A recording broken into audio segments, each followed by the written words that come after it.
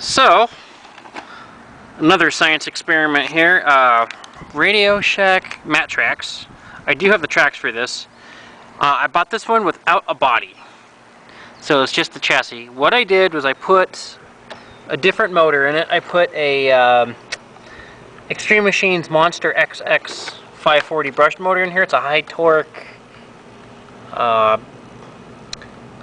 20 miles per hour motor. Does not do 20 miles per hour in this chassis though, for some reason. It has an insane amount of low-end torque, but definitely does not have a lot of low-end, high-end speed. I don't know if it's the gearing in this thing or what, but this has like no top end. The servo was a nightmare. I had to cut out this little plastic cover here and force fit my own high torque servo.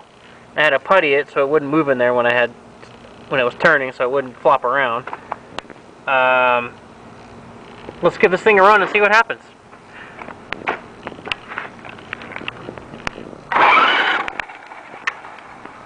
I need to see that again. I didn't get a good look.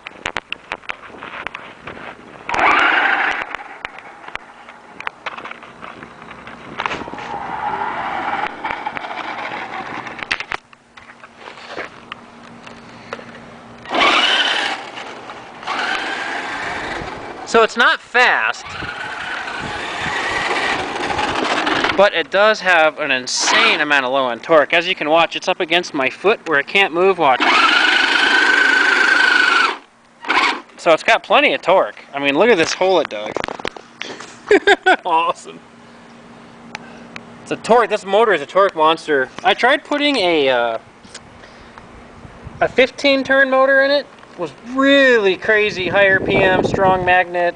I put that in there and the motor overheated real bad and cut out. So you have to run a really high turn motor in this setup, like 27T or 30T.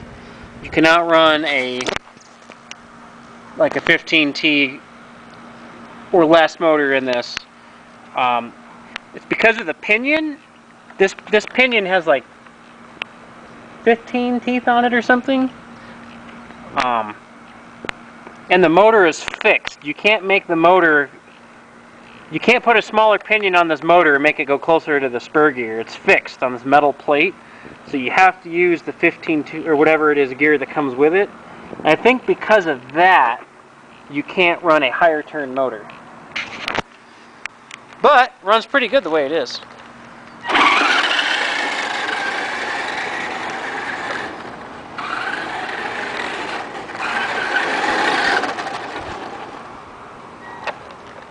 It is really hard to drive with one hand.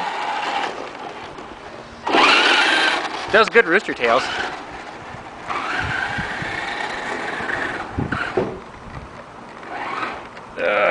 It's so hard to drive with one hand.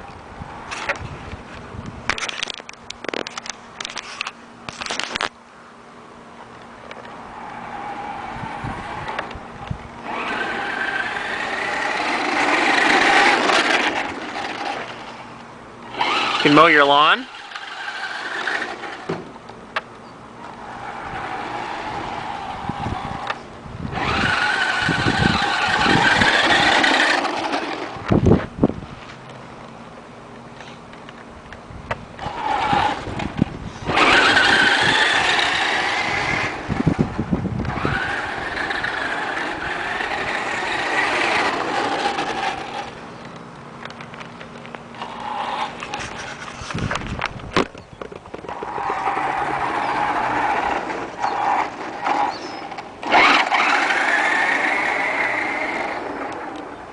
This battery's almost worn out too. I've been running it a while. I think this battery needs to be recharged. This has got 2S LiPo in it. Oh, one thing I can tell you. So there's a LiPo battery you can buy that is round like an old NIM battery. And that's what I have in here. You can buy them at the hobby store. Instead of square, it's round. It'll fit in any NIM compartment. They're like $30, $39 or something like that at the hobby store. This one is a, what is this? 30C, 3500. If I had like a 50C or a 60C, this thing would really scoot, be a lot faster. But 30C was the biggest I could get and still fit in here. I have a 50C battery. I'd have to mount it on top though. And then it might be unstable. What's really sweet about this is the battery is down low. It's real stable. You can go faster on turns and it won't leave the pavement or the dirt. All four wheels will stay on the ground real stable. If I could figure out a way to get more speed into this thing, it'd be interesting to see how it corners. I'm thinking maybe 3S might be the answer. I'll pump 3S through it, maybe it'll work. Anyway, last burnout.